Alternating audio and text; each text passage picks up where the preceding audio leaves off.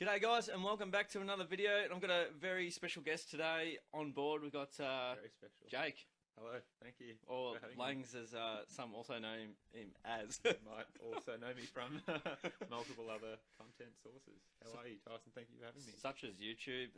Langs, obviously, whenever this man puts a camera in his hand, magic happens. Absolutely. Especially with me and you, mate. Jake Langenegger Photography. Right. Obviously, you've got Instagram as well, and just every social media platform known under the sun. So, Langs was very keen to join in today with doing a bit of a Cats Best 22. So, Langs and I put out a collective minds, souls, and hearts into this. We put together a bit of a list of what ideally a Best 22 looks like for the Cats going into season 2021. So we've got some very interesting recruits and hopefully bolster our chances for next year, and we'll obviously see how that all goes. But let's do the reveal.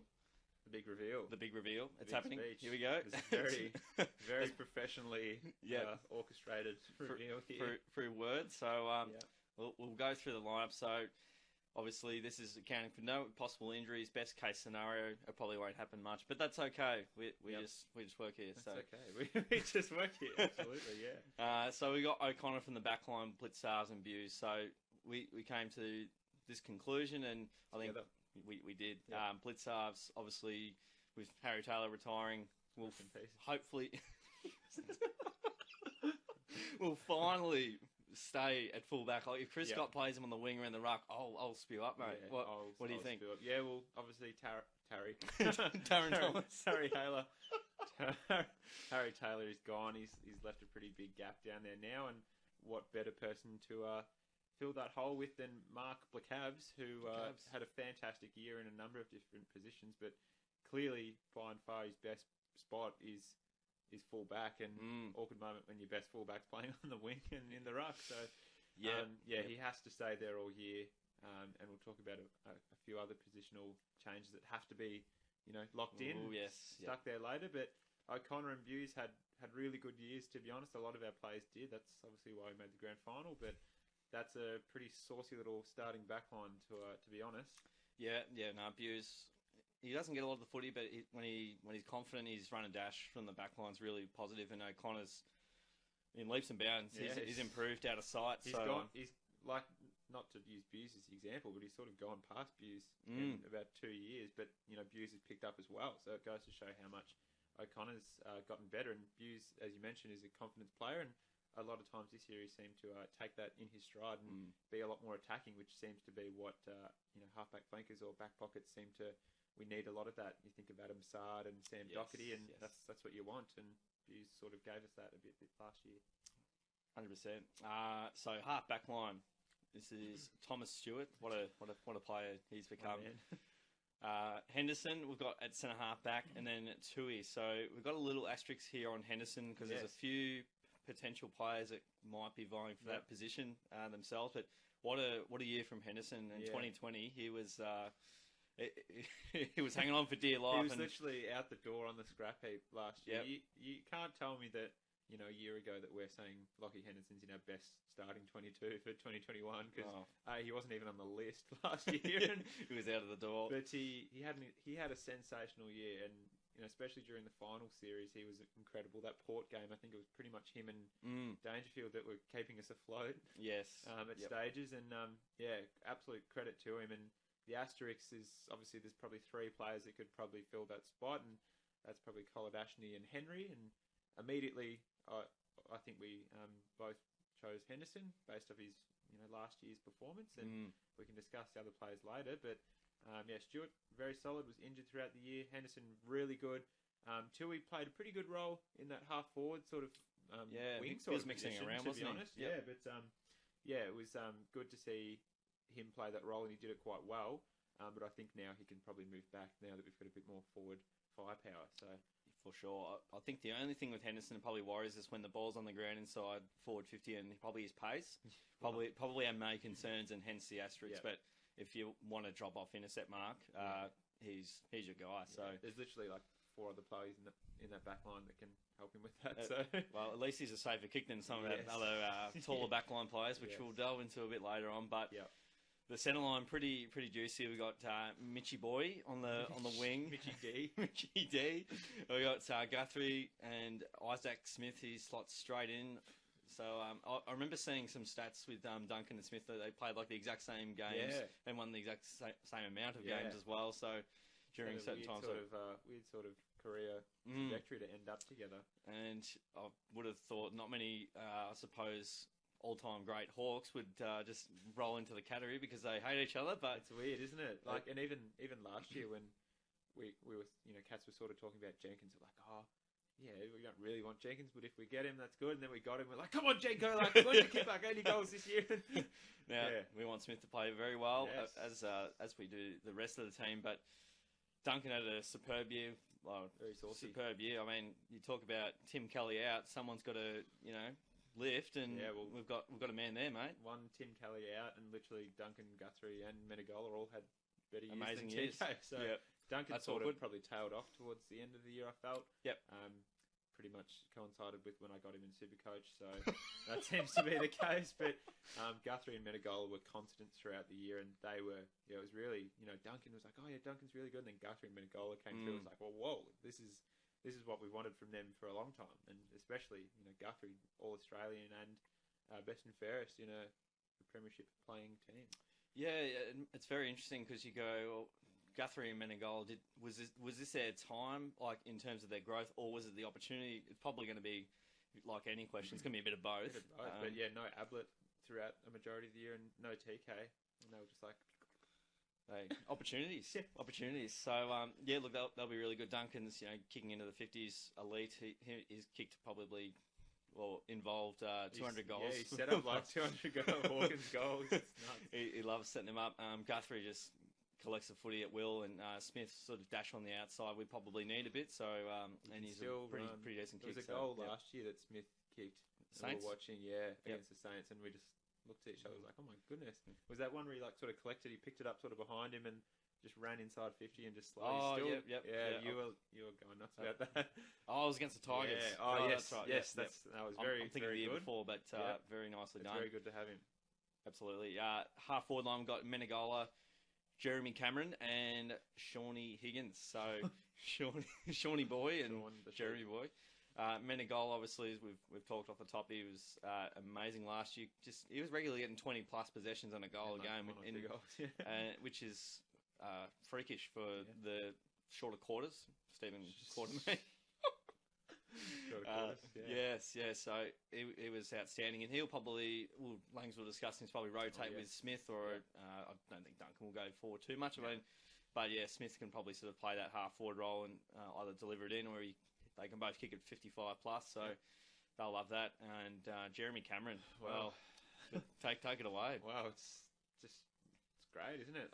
I think we traded really well to get him. I don't think we gave up too much. A lot of people were saying, oh, we gave up 2 first-round draft picks, and the draft plus one more. The draft wasn't that great, and to be honest, and the draft was a bit flat this year anyway. But next year is the draft I think we're banking on. Yes, we did give up another future second draft pick to move forward to get Max Holmes in the draft, but I mean, it's Jeremy Cameron. Like, you put him with Hawkins, and you're pretty much guaranteeing 100 goals between both of them. And look what happened when Richmond got Lynch. That's all I'll say.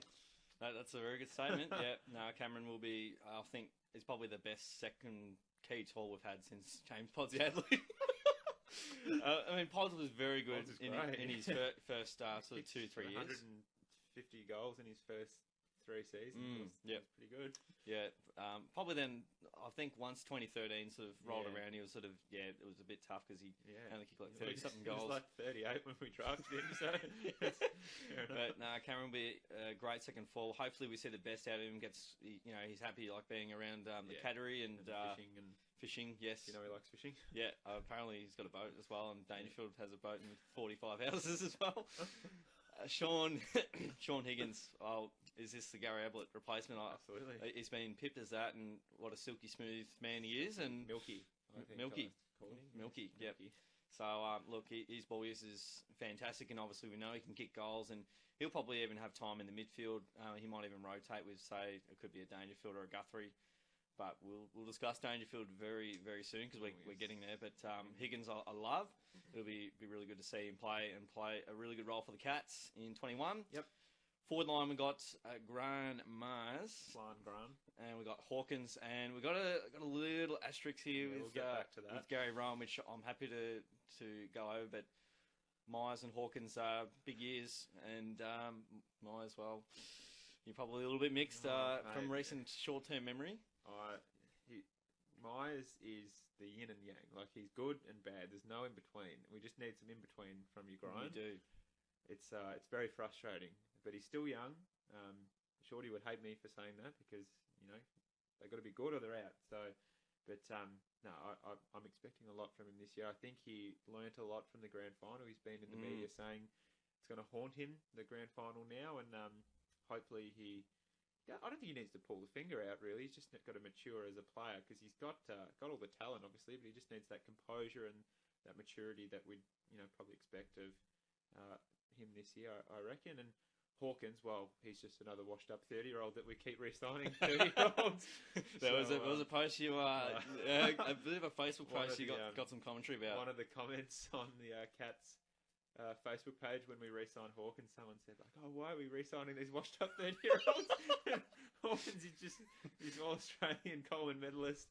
Yeah, it just blew me away. He's almost the best player in the comp last year, and yeah, he's just a washed-up 30-year-old. So, yeah, he'll just sit in the forward line and he'll just be there, I guess. So yeah. And the beauty when you've got like a second key tall in Cameron is Hawkins doesn't have to have a big day. And like I don't feel like he had to have a big day for us to win anyway because he would often set up a lot of the leading goal, assist, leading tackler inside 50, Coleman medalist. He was like third for pressure inside 50 in the comp as well. So then you can kind of like it takes all the pressure off Cameron and Hawkins for them not to have to play massive games for the Cats to win. They just need to cohese. They do. They really do. They play as a team. So Gary Rowan's a final one. So talk about yin and yang with Myers and yeah, he's had probably two. I don't know how many bad grand finals. It could be three bad grand finals. Finals, but yeah, grand finals. You see that final against Collingwood, and you go, "Wow!" Like if he does this in a massive final, and even Brisbane, he played really well. That snap from 40 was awesome. But grand final, in hindsight, we probably had Brisbane on the ropes. Then he kicked one of those goals after the siren, and another one in the last quarter, I think. So he kicked 2 or 3 there, and then I think Collingwood was marking everything, and so grand final day does haunt him a bit. The only way to readjust that and arrest the momentum there is to play well in a grand final. It's just like you just got to do all the hard work to get to a grand final. And he's probably spent. It's so hard to get there. Of course, like Cats are no guarantee. We got to make the 8 first before we think about any finals. But he's such an important player. And like, especially this year, when he played well, Hawkins was kicking like 3-4. Exactly, yeah. And like when he doesn't play well, Hawkins has to do all the work. Yes. And Hawkins needs support. He does, and it's hard. Like, what can you do? Because he's such a talented player. And there was that snap against Brisbane. He was like picking the ball up and running and sprinting. He was tackling. Yeah, he's tackled. Tackle he did on Tim English against the Bulldogs, where he came from like 800 metres away and got there in like 2 seconds. Yeah, so he's like the X Factor player, but he just doesn't bring the X Factor when we need it. Yeah, exactly. But I mean, he needs to fix up his marking. I think it's probably too late. Maybe too late to fix up his marking. Because sometimes he's a confidence player. When he's feeling good about himself, he marks everything. But when he's a little bit unsure of himself, you see him drop him on the wing and all sorts of things. It's just so cliche, isn't it? Like, it's frustrating. When he's on, like he's a massive asset. So I think hopefully with more support from Cameron, puts less pressure on Rowan, and Rowan all of a sudden gets probably the 3rd best defender, which is a good bit of a roll-on domino effect. So forward line going to be very interesting. We know the back line for so long has been great, and it's that midfield forward line of can we get the cohesion, can we get the field position and the ascendancy early on. So the cohesion. Yeah, with tenacious tenacity and ferocious ferocity. Ruck, Stocks, and following. So we got Stanley. What a year he had in Dangerfield and Selwood, two amazing players. And Selwood, we were kind of contemplating where to put him, whether he starts immediately because this has to be his last year, and he's definitely. He's just. You reckon it's going to be his last year? It has to be. I thought he's been done the last 2 years, but But he'll have to get kicked out the door. He's not going to say, "Oh, I'm going to retire, boys." But that's sort of the way he rolls. But I reckon if we'd won the grand final, he would have been done. Yeah, exactly. Yeah. So I wish we had won the grand final. We've got Jeremy Cameron. He still played well during the season, but he just looks so old. He's slow. When was the last time you saw Selwood like burst away from a contest? He's always getting, still a good player, great player still, but just probably you're right. Probably has one good year left in him, and then maybe some change after that. But that's right. Dangerfield has to stay in the midfield. Yeah, he has to be 80% midfield at least 80%, because that ultimately may have decided a grand final. He's staying up forward, then he's going off on the bench to 25-minute mark. Third quarter, Richmond's coming. Dangerfield's just chilling in the goal square. Ball's not coming near him, and our best players just chilling on the opposite end of the ground where the ball isn't. So and then they swing him forward in the last quarter, and it's too late, and then you get that classic Dangerfield cartoon stampede sound effect where he's just like running, trying to do everything, and just getting tackled or smothered, and seen it way too many times, and now we're getting Vietnam War flashbacks. So sweet. Stanley had a great year, and gosh, again when he's feeling confident, like I reckon we walk a lot taller. He's obviously had some really good games. His hands are great. He can go up forward. He can kick goals as well. So good looking man as well. Absolutely.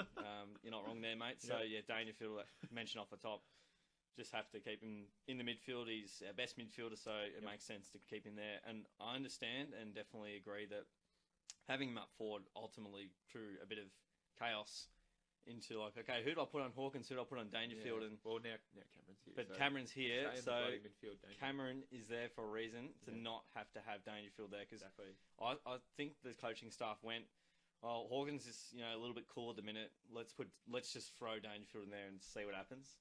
And again, it won a few games. Like we wouldn't have made Sydney. top 4. The Bulldogs game with Dangerfield pulled us back. 6 goals down. And now Rowan becomes the Dangerfield, which probably suits him better in the forward line. And then you're not missing Dangerfield out of the midfield. So that Cameron positionally is great. Tactically, it's probably even better. 100%, mate. 100%. Selwood, he's got to have... He'll probably rest on the wing, I think, at times, and probably not be... Or in like a coffin. He'll just be like on the bench. Just till finals. Just on a stretcher.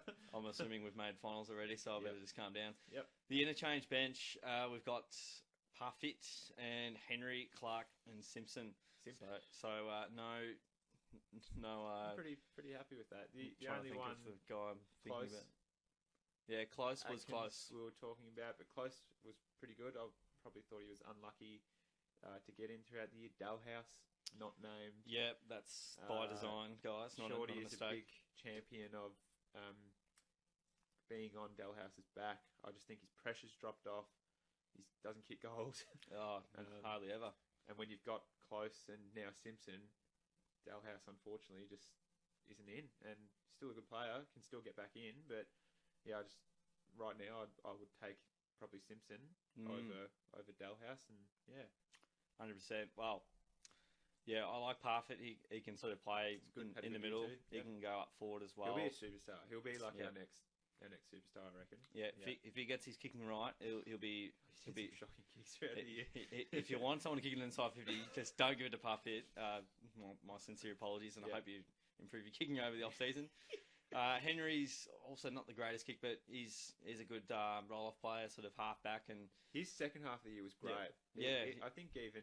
After Eddie Betts tackled him. In the Brisbane final, he just turned into Leo Barry. He was just marking everything. And in the grand final, he was good as well. But, he really took some confidence into the second half of the year, and I hope he brings that into this year as well. But, he was great, and he looks like he'll probably go back and eventually take that Taylor spot and sort of rotate with Blitzars. But I was really impressed with him, and he's, it's good to have, like a homegrown, young player that you've picked up yourself and developed yourself, and he's probably leading the pack of those younger players coming through.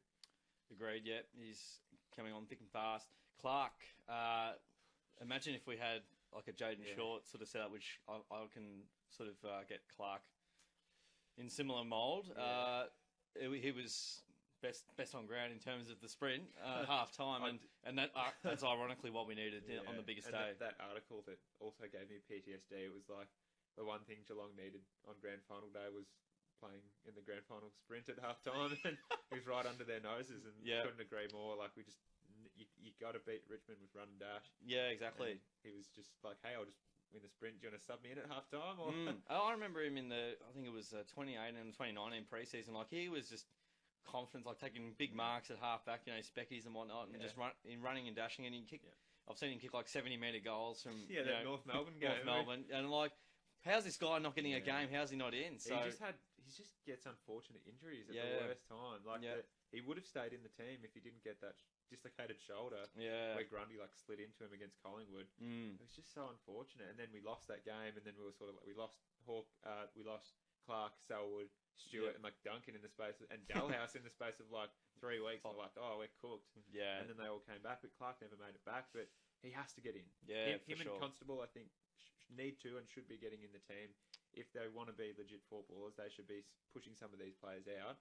But right now we've got him in. I expect to see him in. Simpson, gosh, he had some fantastic games, and he just racks up the footy, and he's really tough, and he just does a lot of really nice things. Yeah, good kick, and I'm very excited to see what he can deliver in 2021. He was incredible. The couple of games he played during the year, and then he came into finals. And it was amazing. That the Brisbane game, he just set the world on fire. He took that mark and nearly got his head ripped off, and he was hitting Hawkins and Ablett on the chest, and it was amazing. And then he died in the grand final, and it was a loss. It was a big loss. Like, he was a sort of silky, quick running, good ball user, and we lost him.